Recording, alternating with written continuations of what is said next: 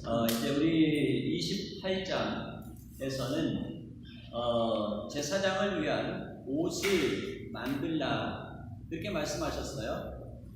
그 옷은 거룩하고 아름답고 영화로운 것이다 그렇게 말씀을 하십니다. 다시 말하면 이 옷은 예수 그리스도께서 입으신 옷인데 그 옷이 누구에게 입혀질 것을 말씀을 하시냐면 예수 그리스도 안에서 하나님의 자녀들이 되어지고 이제 예수 그리스도께서 십자가에 못 박혀 죽으심으로 우리 모두가 제사장을 통하지 아니하고 육신적인 제사장을 통하지 아니하고 하나님께 나아가는 만인 제사장이 되어질 우리 한 사람 한 사람에게 입혀질 예수 그리스도의 의의 옷을 의미했습니다.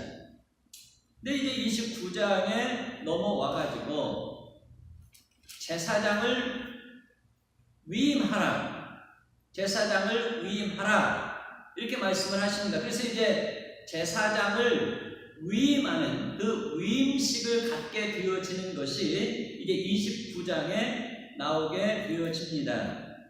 이제 이 29장에서 제사장을 위임을 하게 되어지는데 이 위임식은 거룩한 것이다. 그러니까 하나님께서 제사장을 임명하고 제사장을 위임하고 이제 제사장을 세우시는데 이 제사장은 백성들 편에 서가지고 잘 들으세요. 백성들 편에 서서 누구를 위해서 일하는 사람이죠? 하나님을 위해서 일하는 사람입니다. 선지자는 하나님의 편에 서서 백성들에게 말씀을 전달하는 자라면 제사장은 하나님께서 세우신 사람으로 백성들 편에 서서 누구를 위해서 일을 해요? 하나님을 위해서 일을 하는 사람입니다. 그러므로 그가 어떻게 되어야 된다? 거룩해야 된다. 그러니까 하나님과 관계에서는 모든 것들이 다 어때요? 거룩이라는 것을 지금 말씀하고 있습니다. 거룩이 무엇입니까?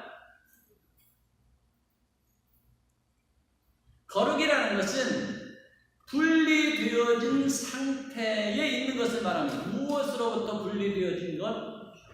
죄로부터 분리되어진 상태에 있는 것을 말합니다. 그러니까 죄와는 관계가 없는 의롭고 순수하고 완전하고 아름답고 깨끗한 어떤 그런 상태, 자 그것을 거룩이라고 말합니다. 그러니까 하나님이 거룩하심으로 하나님의 일을 하는 사람들은 모두가 거룩해야 될 것을 말씀하시고 하나님이 거룩하시니 하나님의 자녀 되어진 자도 하나님을 닮아서 거룩하게 되어져야 할 것을 말씀하시는데 우리 사람이 아담의 자손으로 태어남으로 스스로 거룩하게 되어질 수가 없습니다. 스스로 거룩하게 되어질 수 없으므로 하나님께서 우리를 불쌍히 여겨주시고 거룩하게 되어질 수 있는 방법을 제시하죠. 그래서 이 이스라엘 백성들은 거룩한 백성의 표시로 하나님께서 할례를 받게 했고 그 다음에 예수 그리스도가 오신 이후로부터 우리 신약시대에 사는 사람들은 거룩한 하나님의 백성이 되는 표시로 무엇을 받게 하십니까? 세례를 받게 합니다. 자, 할례나 세례는 표면적인 것입니다. 다시 말하면 겉으로 드러나는 것이고 이제 우리의 속사람을 진정 거룩하게 할 수 있는 것은 무엇입니까? 내적인 세례다, 내적인 할례다 이렇게 말씀하십니다. 그래서 이제 한문으로 말하면 이면적인 할례다. 그러니까 우리 모두가 하나님처럼 거룩하게 되어지려면 하나님께서 제시하신 그 방법, 다시 말하면 우리의 이 죄악의 수치가 우리에게서 어떻게 잘려져 나가야 되는 거예요.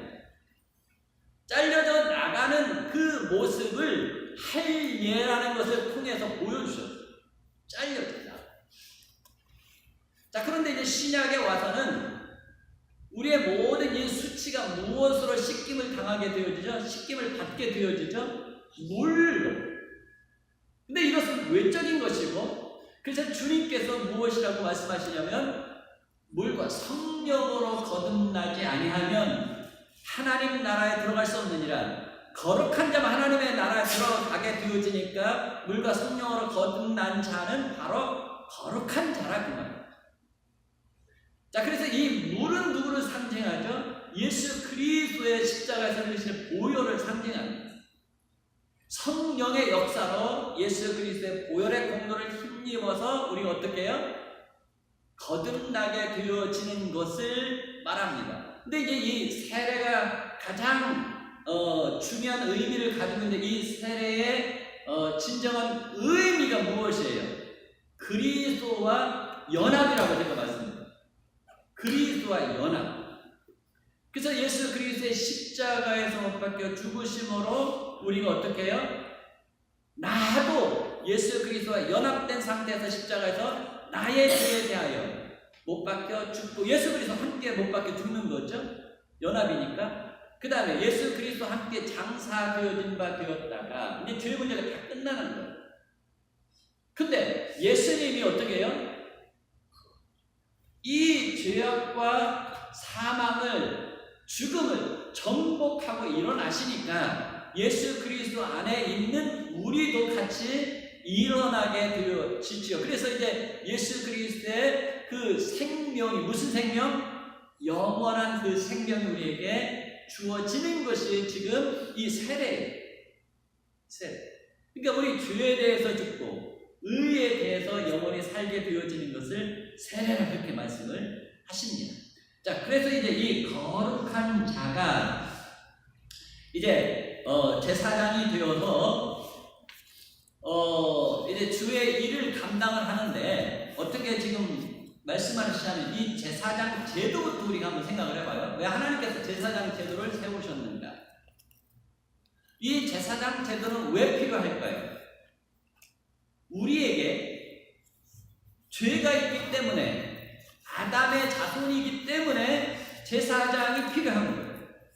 우리에게 죄가 없다면 우리가 아담의 자손들로 아담의 자손이 아닌 사람으로서 우리가 허물이 없다면 하나님과 우리 사이에 중보자가 필요 없다 그 말이에요. 왜? 우리도 거룩한 상태에 있으니까. 그런데 아담의 자손으로서 우리가 죄인이라는 무엇이 있어요? 허물이 있는 거죠. 허물. 근데 이 허물뿐만 아니라 아담의 자손으로 태어나서 우리 안에 무엇이 잠재적으로 계속 역사해요? 죄성. 이 죄성 때문에 우리가 무엇을 범하게 되어지죠? 죄를 범하게 돼요. 그래서 우리 하나님 앞에 나아갈 수 없는 상태에 놓여 있는 거죠. 근데 하나님께서 우리를 불쌍히 여겨주셔서 하나님 앞에 나아갈 수 있는 방법을 제시하시는데 제사장이라는 사람을 중간에 세워가지고 제사장을 통해서 우리가 하나님 앞에 나아갈 수 있는 길이 열려지게 하시는 거예요. 그러니까 제사장 제도는 무엇 때문에 생긴 거예요? 우리 죄 때문에. 또 우리가 누구이기 때문에? 아담의 자손이기 때문에 이 제사장 제도가 생긴 거죠.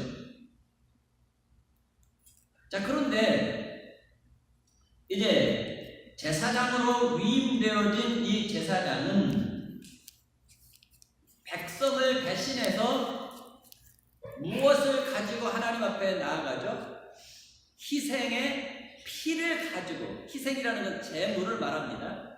희생의 피를 가지고 하나님 앞에 나아가게 되어집니다. 자, 그러면 하나님께서 이 제사장이 드리는 이 피 희생을 보시고 하나님께서 어떻게 하신다고 했어요? 우리의 모든 죄와 허물을 덮어주신다고 했어요.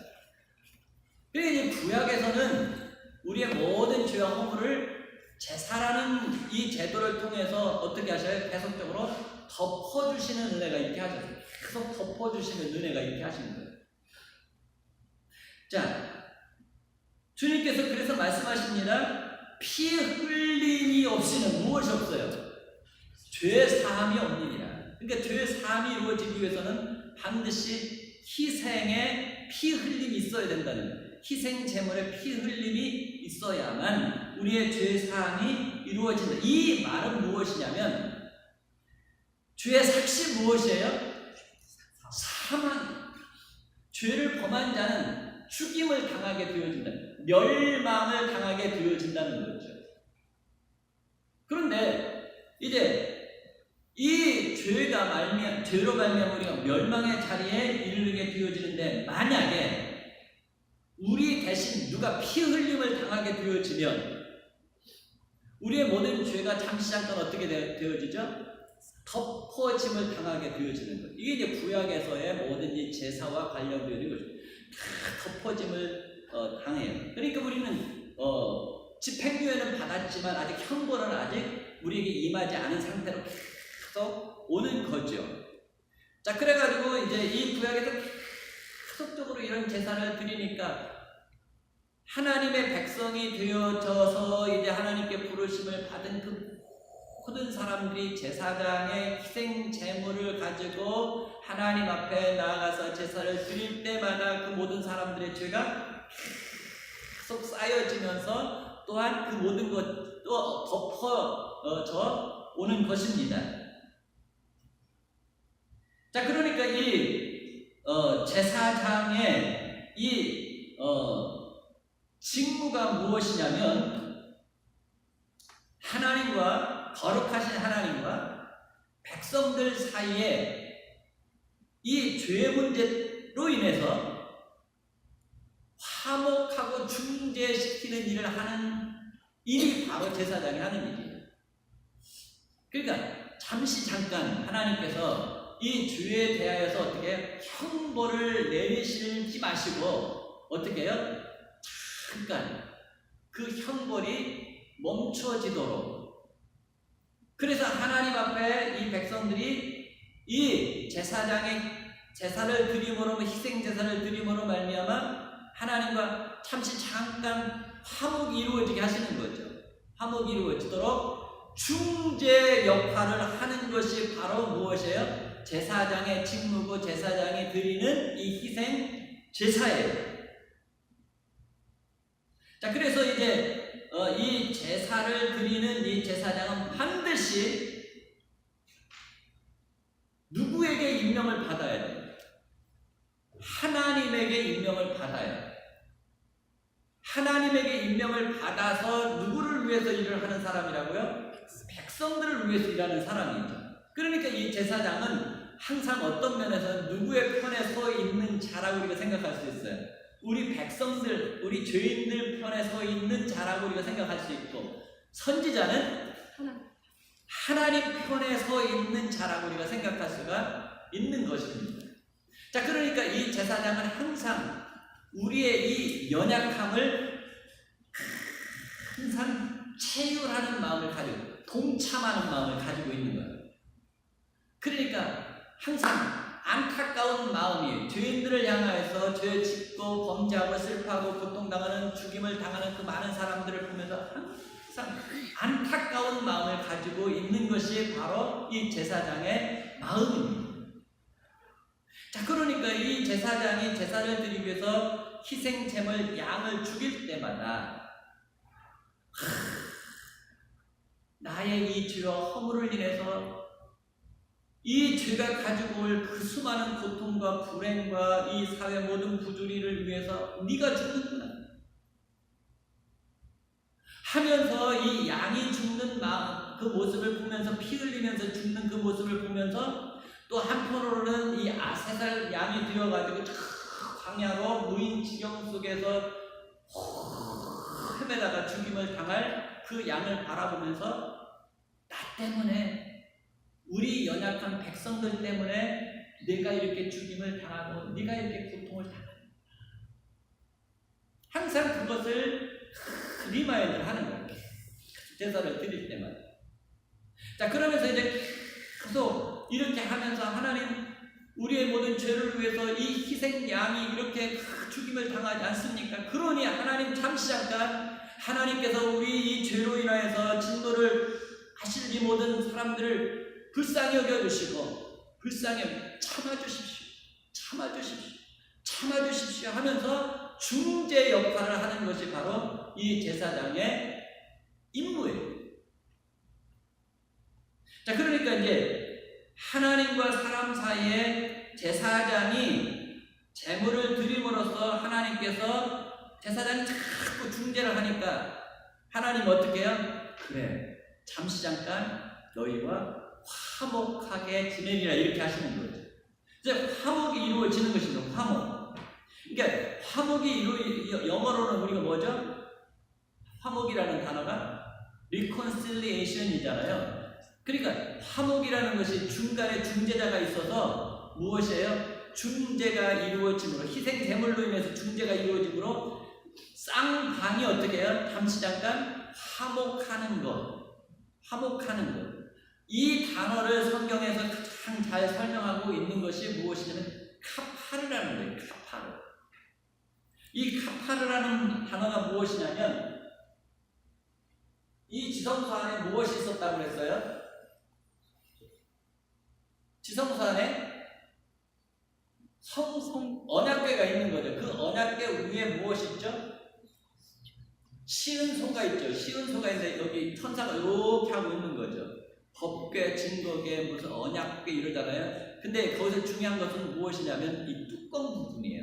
물론 다 전체가 중요하지만 뚜껑 부분이에요. 자, 거기에다가 이제 무엇을 뿌리게 되어지죠? 희생 제물의 피를 뿌려요. 그러면 하나님께서 어떻게 하시죠? 모든 사람들의 그 주요 허물을 덮어주시는 것이 카파르예요. 카파르. 그러니까 계속적으로 저기에서는 무슨 일이 일어나요? 덮어주시는 은혜가 있는 거죠. 그래서 이제 하나님께서 제사를 드린 그 모든 사람들과 화목이 이제 이루어져 옵니다. 자, 이것이 언제까지 계속되어지냐면 완전하고 영원한 제사가 드려져서 구약에서 드렸던 그 제사가 다시 필요 없을 때까지 계속적으로 그런 제사가 지금 이 하나님께서 세우신 제사장을 통해서 이루어져 오는 거죠. 자, 그러니까 이 모든 일들을 감당하는 사람들은 반드시 어떠한 상태에 놓여 있어야 돼. 거룩해. 그러니까 지금도 우리 29장에 보면 계속 거룩할지니라 거룩하게 하라. 거룩한 일을 맡기 위해서 그가 거룩해야 된다. 거룩한 옷을 입어야 된다. 이 위임식에 나온 자는 거룩하다. 그렇게 말씀을 하시고 있는 거죠. 자, 그래서 이제 하나님께서 하나님과 우리 사이에 화목이 이루어지게 하는 방법은 무엇이에요? 구약에서는 제사예요. 제사가 없이는 하나님과 사람 사이에 화목이 이루어질 수 없는 거예요. 자, 그런데 이제 화목이 이루어지기 위해서는 무엇이 죽임을 당해야 돼요? 희생 제물이 죽임을 당해야 되는 거죠.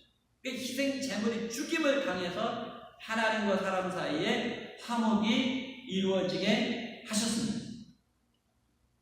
자, 그리고 이제 계속적으로 희생 제사가 드려져 오는데 언제까지 이런 제사가 계속적으로 드려져 오냐면 우리 모든 인류를 위해서 단 한 번 완전하고 영원한 제사를 드릴 제사장이 나타나고 그리고 단 한 번에 영원하고 완전한 제물이 되어져서 더 이상 구약에서 드렸던 그런 짐승을 드리는 그런 제사가 더 이상 필요가 없게 되어질 그때까지 그리고 계속 제사를 드려오는 것이죠.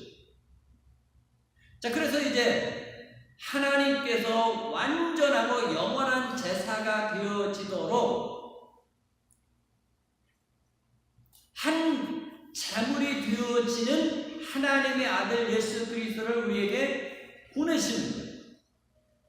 이렇게 구약에서 계속적으로 이 제물은 무엇을 지금 예표해 온 거냐면 완전한 제사, 영원한 제사가 드려질 하나님의 어린 양 예수 그리스도를 예표하는 거예요. 그러니까 예수 그리스도가 이제 보내심을 받고 그가 오셔서 그렇게 말씀하십니다. 내가 온 것은 섬김을 받으러 온 것이 아니라 오히려 섬기려 하고 많은 사람들을 위해서 대성물이 되기 위하여 왔느니라. 마가복음 10장 45절 그렇게 말씀하시는 거예요. 예수님이 오실 때 무슨 사명을 가지고 있다는 것이냐면 희생 제물이 되어지기 위해서 오시는 거예요. 희생 제물이 되어지기 위해서 오셔가지고 그가 이제 희생을 당하시는데 어떻게 희생을 당하시죠? 모든 사람들이 볼 수 있는 상태에서 희생을 당하시는 거예요. 그리고 최대한 많은 민족, 많은 백성들이 보는 가운데서 희생되어져서 예수 그리스도의 이 희생 제사는 저 구약 제사장들이 성막에서 성소에서 드렸던 그런 제사와는 좀 차원이 다르게. 그래서 예수님께서 이제 어린 양으로 오실 때 사실은 어때요? 저 마구간에 태어나셨지만 어디에서도 왔어요? 동방의 사람들도 오잖아요. 동방 박사 사람들도 오잖아요. 근데 또 그 당시에 유대인들이 온 세계에 크게 퍼져 있다가 사실 절기를 맞아서 오던 때 예수님이 십자가에 못 박혀 죽으실 때도 우리가 영화를 통해서 많이 보지만 그때는 유월절을 당하잖아요. 그러니까 이스라엘 사람들이 온 사방에 흩어져 살다가 온 때고요. 그 다음에요, 로마 사람들이 또 그 당시에 어때요? 온 세계를 정복하던 때라 로마 사람들에 의해서 이 예수 그리스도의 십자가의 사건이 온 세계에 단번에 퍼지도록 그 시기를 하나님께서 지금 잡으신 것입니다. 그러니까 예수 그리스도가 십자가에 못 박혀 죽으신 이 사건은 유대인의 어떤 한 사건이 아니에요. 온 세계에 선포하고 온 세계 모든 민족들이 보도록 하는 그런 사건이고 희생 제사예요. 자, 그래서 예수님이 십자가에 못 박혀 죽으십니다. 십자가. 이건 유대인들의 이 어떤 그 형벌이 아니고 유대인들의 어떤 사형법이 아니에요. 이 로마 사람들의 이 형벌이죠. 로마 사람들의 사형 집행법이에요. 그러니까 그 당시는 모든 로마의 법이 온 세계를 다 통하였던 거니까 예수님께서 그런 방법으로 죽으심으로 말미암아 이 예수 그리스도는 온 세계 모든 민족 백성들을 위한 희생 제물로 지금 하나님이 보내셔서 죽임을 당하시는 것을 보여주고 있는 것입니다. 자, 그래서 이제 성경에 보면 특별히 이제 고린도전서나 이런 데 보면 로마서나 보면 예수 그리스도가 두 번째 아담으로 오셨다 이렇게 말씀하셔요. 두 번째 아담이신 예수 그리스도 이렇게 말씀하십니다. 자, 아담 하면 우리가 항상 기억해야 될 것은 아담은 누구입니까? 우리 모든 사람을 대표하는 사람이에요. 사람을 대표하는 사람이에요. 그러니까 아담이 범죄함으로 우리 모두가 어떻게 범죄 가운데 들어가잖아요. 아담이 죄로 인해서 멸망을 받게 되어지니까 아담의 자손인 우리가 다 멸망을 받게 되어지는. 그러니까 아담 하면 우리 모든 인류를 대표하는 사람 이렇게 생각하시면 돼요. 자, 그런데 첫 번째 아담은 우리를 다 어디로 이끌고 갔어요? 죄와 멸망으로 이끌고 간 거예요.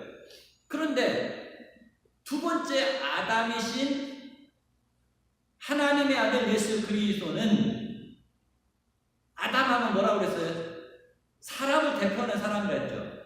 그러니까 제사장도 사람을 대표하는 사람이어서 누구를 위해 일을 해요? 하나님을 위해서 일하는 사람이죠. 그러니까 예수 그리스도가 지금 사람으로 오셨어요. 왜? 제사장은 누구여야 돼요? 사람이어야 돼요. 이 제사장은 누구를 대표하는 사람이어야 돼요? 사람을 대표하는 사람이어야 돼요. 자, 그러니까 예수님이 사람을 대표하기 위해서 하나님이시지만 사람의 몸을 입고 오시는 거예요. 사람의 몸을 입고 오셔서 어떻게 하시죠? 첫 번째 아담이 우리 모두를 다 죄악과 멸망으로 이끌고 갔는데, 두 번째 아담은 사람을 대표해서 오신 사람의 몸을 입고 오신 두 번째 아담이신 예수 그리스도는 어떻게 해요? 멸망의 자리에 놓여있는 모든 사람들을 어떻게 하죠? 마치 모세가 들어가서 이스라엘 백성들을 어떻게 해요? 끌고 나오듯이 예수님이 죄악과 멸망에 놓여있는 우리를 끌고 나오시는 사람인 거죠. 그래서 이제 예수 그리스도를 어떻게 두 번째 아담이다, 이렇게 지금 말씀을 하십니다. 그러니까 첫 번째 아담 우리를 다 어디로 이끌고 갔어요? 죄와 사망으로 이끌고 갔고, 두 번째 아담이신 예수 그리스도는 우리를 죄의 용서와 그 다음에 생명으로 다시 이끌어 내오시는 분이다, 그 말이죠. 그래서 에베소서 2장 16절에 그렇게 말씀하셔요. 십자가로 말미암아 한 몸으로 하나님과 우리가 화목되게 하려고 원수된 것을 십자가로 소멸했다. 에베소서 2장 16절 말씀 보면, 그러니까 이 십자가 있기 전에 예수 그리스도가 희생 제물이 되어지기 전에는 하나님과 우리 사이에 어떤 상태로 놓여 있었어요? 원수지간으로 놓여 있어요. 이 원수지간이 되어지도록 만든 것이 뭐예요? 죄예요. 자, 그런데 구약에서 계속적으로 하나님과 원수지간이 있지만, 우리가 원수지간이 있지만 무엇이 계속 드려졌어요? 희생 제물이 계속 드려짐으로 말미암아 그 원수지간이니까 이제 싸움이 일어나야 되잖아요. 그런데 하나님께서 계속 참아주시는 거죠. 그러니까 그 모든 참도록 중재 역할을 누가 계속 해왔어요? 제사장이 해온 거예요. 무엇을 가지고 해왔어요? 희생 제물을 가지고 계속 해왔어요. 그러니까 하나님께서 얼마나 참고 자비로우시고 은혜로우시고 우리에게 모든 형벌을 내리시기를 더디하시는 분이신지를 우리가 이것을 통해서 이제 알 수 있는 거죠.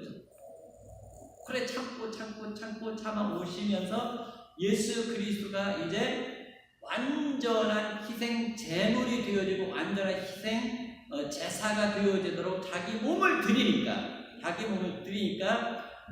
그 모든 지금까지 싸워왔던 그 원수지간 그 모든 화를 진노를 푸셔요. 푸시고 이제 우리는 어떻게 하시죠? 끌어안으시는 역사가 나타납니다. 진정 우리를 하나님의 자녀로 받아주시고, 여기 지금 쌓아놓았던 이 모든 것들을 어떻게 하죠?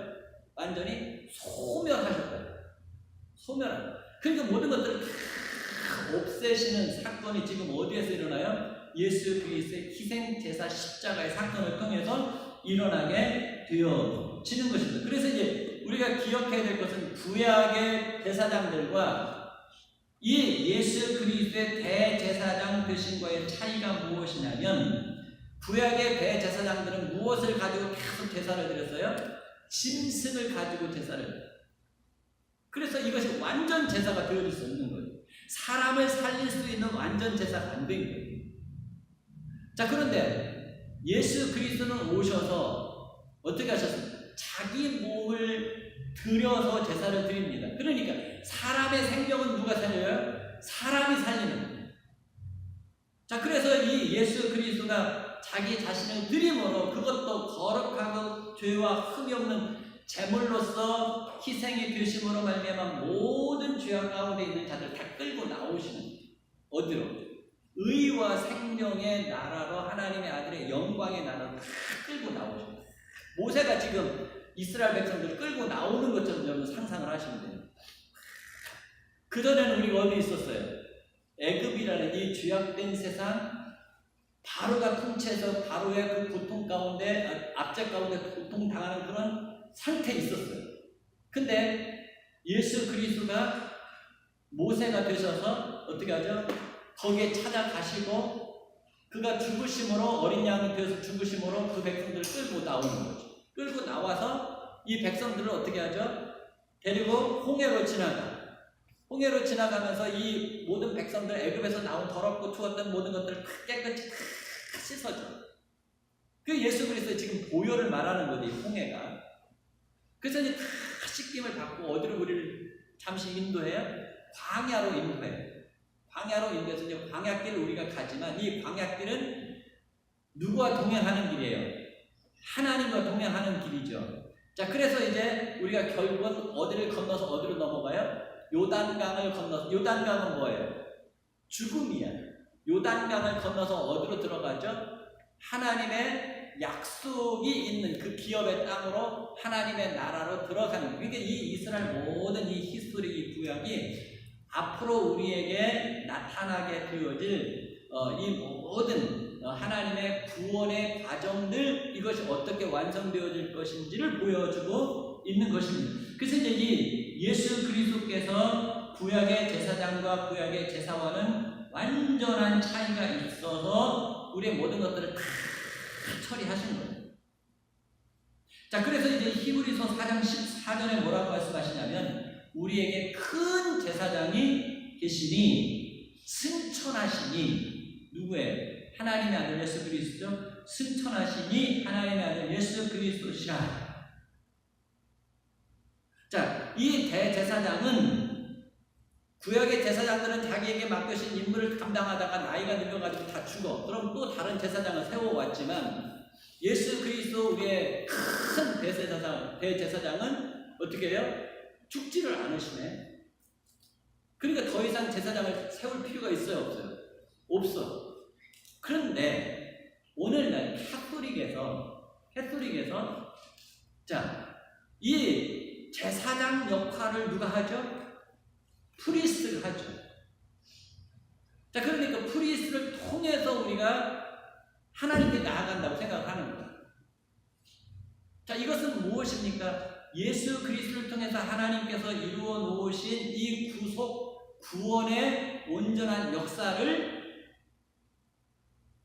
믿지 않는 거죠. 그래서 지금도 계속적으로 지금 이 캐톨릭이 하는 것을 보면 어떤 상태에 지금 머물러 있어요? 구약의 상태에 지금 머물러 있는 것을 보게 돼요. 의식적으로. 근데 그 사람들도 예수 그리스도 뭐 어쩌고저쩌고 하지만 어쨌든 그 자리에 지금 머물러 있는 한 부분은 거기에 머물러 있는 거예요. 자, 그 다음에 유대인들도 어떻게 하죠? 예수 그리스도를 메시아로 인정을 않기 때문에 그 사람들 계속 제사를 드려요. 제사를 드려요. 그러니까 하나님께서 예수 그리스도를 통해서 영원하고 완전한 희생 제사가 이루어지게 하셨다는 것을 믿지 않는 많은 종교들이 있어요. 근데 그 종교들은 역시 우리와 똑같이 보여질 수 있는 이상한 옷을 입는 거예요. 종교라는 옷을 다 입었어. 근데 본질적으로 우리가 믿는 이 말씀을 믿는 그 믿음과 그들의 믿음과는 전혀 다른 거죠. 그러니까 예수 그리스도를 통해서 하나님께서 이루어 놓으신 그 모든 구속의 역사를 아직도 받아들이지 않고 있으면서 성경을 가지고 있는, 성경을 자기들의 어떤 믿음의 도리라고 주장하는 그런 종파들이, 종교들이 많이 있다는 것입니다. 그래서 여러분들 이런 부분들을 잘 구분할 줄 알아야 되는 거죠. 자, 그래서 이제 이 예수 그리스도는 우리의 영원한 대제사장으로서 이제 더 이상 우리에게 대제사장이 필요가 없는데, 이 예수 그리스도가 백성들 편에 서가지고, 사람들 편에 서가지고 계속 간구하는 일을 하시고 계셔요. 그러니까 로마서 8장 16절에도 우리를 간구하시는 이다 이렇게 말씀하신단 말이에요. 우리는 항상 연약하죠. 그러니까 우리를 위해서 대신 간구해주는 누가 필요해요? 사람들 편에 서 있는 누가 필요해요? 대제사장이 필요해요. 그 역할을 이제 사람이 하는 게 아니에요. 누가 해요? 우리의 영원한 대제사장이신 예수 그리스도가 하는 거예요. 예수 그리스도가 하는 거예요. 근데 캐톨릭은 계속 누구를 통해서 나가죠? 마리아 통해서 나가든지 신부를 통해서 나가든지, 그렇다면 그들에게 있어서 어떤 그 세인트 칭호를 받은 그들을 통해서 나가든지, 예수님의 제자들에게 세인트라는 칭호를 줘서 그들의 이름으로 나가. 이렇게 한다는 거예요. 이거 굉장히 큰 차이가 있는 것이죠. 자, 그래서 이제 예수님께서 우리를 위해서 무슨 간구를 지금 하고 계시는가? 구원은 다 이루어 놓으셨어요. 다 이루어 놓으셨는데 요한복음 17장 말씀을 보면 첫 번째 무슨 기도를 하시냐면 우리가 악에 빠지지 않고 진리 가운데 계속 거룩한 삶을 살 수 있도록 기도해 주십시오. 그러니까 지금 하나님 보좌 우편에서 우리를 위해서 기도하시는 이가 있죠. 그거 누구예요? 우리의 대제사장 예수 그리스도입니다. 그거 무슨 기도를 하셔요? 우리가 악에 빠지지 않고 진리 가운데 계속 거룩한 삶을 살 수 있도록 그 기도를 누가 들으셔요? 하나님 아버지가 들으신 우리를 항상 보호해 주신 역사가 나타나는 거죠. 지금 누구의 기도로 인해서? 예수 그리스도 대제사장으로서의 그 기도를 통해. 두 번째는 무슨 기도를 하냐면 주님 계신 곳에, 주님이 지금 어디 계셔요? 우리 주님이 하나님 보좌 우편에 계시죠. 그러니까 주님 계신 곳에 우리도 있게 하기 위하여 기도하십니다. 자, 첫 번째 무슨 기도 하신다고 그랬어요? 우리로 진리 가운데 거룩한 삶을 살 수 있도록 기도하시고 악에 빠지지 않고. 그 다음 두 번째는 주님 계신 곳에 우리도 있게 하시기 위해서 계속 기도. 그러니까 주님의 목적은 뭐예요? 우리를 어디로 지금 데려가고 싶은 거예요? 하나님 계신 그 하나님의 나라로 데려가고 싶은 거죠. 그래서 이 땅에 오셔가지고 어떻게 하신 거예요? 다 그 모진 십자가를 지고 고난을 다 참아내십니다. 자, 하나님 계신 곳에 하나님과 함께 예수 그리스도와 함께 빨리 있게 하기 위해서. 그러니까 주님 사도들이 그랬잖아요. 사도들이 주님 언제 오시렵니까? 그거 뭐죠? 초대교회 성도들이 만나면 무슨 인사했어요? 마라나타. 항상 기도했잖아요. 마라나타가 뭐예요? 주여 어서 오시옵소서. 주님께서 속히 오신다고 했고 속히 오리라 그랬거든요. 자, 그래서 이제 주님 오시면 우리가 어떻게 되죠? 주님과 함께 하나님 아버지 계신 곳에 있게 되어지도록 계속 기도하시는 거예요. 세 번째 무슨 기도하시냐면 창세전에 하나님 아버지와 우리 예수 그리스도와 성령님과 영광 가운데 있었던 것을 우리로 알고 그 영광 가운데 우리로 참여할 수 있게 하시도록 우리를 위해서 기도하십니다. 그러니까 하나님께서 우리를 위해서, 아니 예수님께서 우리를 위해서 대제사장으로서 기도하는 그 기도는 되게 무엇과 관련되어진 기도예요? 우리의 영원한 영광을 위한 기도. 우리를 진리 안에서 거룩하게 하시고 우리 하나님 아버지가 계신 곳에 그들도 빨리 와서 같이, 그 가족은 어떻게 해야죠? 같이 살아야 되는 거잖아요. 그게 우리 하나님 아버지라고 부르니까 우리가 하나님의 가족이잖아요. 자녀들이. 하나님 가족이 빨리 만나서 같이 살아야죠, 이거죠. 자, 그리고 하나님 아버지와 아들과 성령이 본래 창세전에 가졌던 그 영광 가운데 우리로 어떻게 해요? 참여하게 하나님 빨리 은혜를 주시옵소서. 이 기도를 지금 하나님 보좌 우편에서 우리의 영원한 대제사장이 되어서 누가 기도하고 계셔요? 예수님이. 가끔가다 마귀가 그래요. 야, 너 예수님이 그렇게 너희들을 위해서 기도한다고 그 기도가 야, 네 행실이 바로야지. 네 행실은 개떡같이 하면서 너 안에는 믿음도 없으면서 네가 그곳에 뭐 가기를 원해? 하나님과 더불어서 영원한 영광 가운데 뭐 살기를 원해? 그렇게 마귀가 자꾸 우리 안에 참소할 때가 있어. 참소할 때. 너는 안 돼. 다른 사람은 다 될지라도 너는 안 될걸? 그러면서 하나님께서 우리에게 예수 그리스도 안에서 허락하신 이 구원을 어떻게 자꾸 박탈당하는 것처럼 우리가 생각하게 만드는 거예요.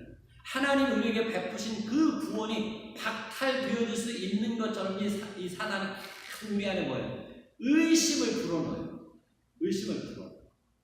그런데 주님께서 우리에게 뭐라고 말씀하시나요? 사단아 물러가라 그렇게 말씀을 하시면서 뭐라고 말씀하시냐면, 만일 우리가 우리 죄를 자백하면 그는 미쁘시고 의로우사 우리의 죄를 어떻게 하죠? 사하시며 우리를 모든 불의에서 어떻게 하셔? 깨끗하게 하실 것이요. 자, 그러니까 우리가 주님 안에 있기만 하면, 주님만 부르면 주님께서 십자가에서 이루어 놓으신 이 죄 사함의 은혜가 언제까지?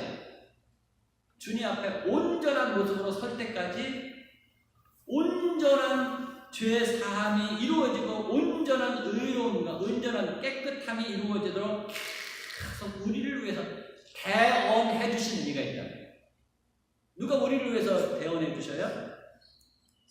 대제사장이신 예수님. 우리를 위해서 기도하실 뿐만 아니라 하나님 보좌 우편에 계셔서 누구를 위해서 대언해 주셔요? 우리를 위해서 계속 대언해 주시는 그 일을 하는 분이 계시다. 그분은 우리의 영원한 대제사장.